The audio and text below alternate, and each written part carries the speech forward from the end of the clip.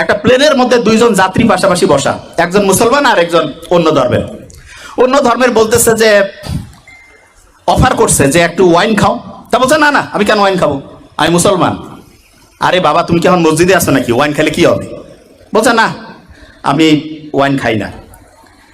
তখন যে wine offer করতেছে সে বলতেছে যে তোমাদের যে কি ধর্ম রে বাবা, গির্জায় গেলে আমরা ওয়াইন খাই না, তোমরা আবার মসজিদ না মানে হচ্ছে বাড়ি না, একটু ফ্লাইটের মধ্যে একটু রিল্যাক্স করবা তবু ওয়াইন খাবা না, ব্যাপারটা কি? তখন পাশে বসা যে মুসলমান সে বলতেছে যে এই গাড়ির মানে ফ্লাইটে তো যে এটার যে চালক তিনি কিন্তু খ্রিস্টান। বলছে হ্যাঁ খ্রিস্টান। আচ্ছা, ওনাকে যদি এখন মদ খাওয়ানো হয় তুমি কি জানার পরে এই ফ্লাইটে যাবা? কয় না, আমি কেন যাবো। কয় কেন যাবা না? বলছে উনি তো এখন ডিউটিতে আছে, ডিউটিতে কেন হচ্ছে মদ খাবে? তখন ওই মুসলমান বলতেছে যে আমাদের মুসলমান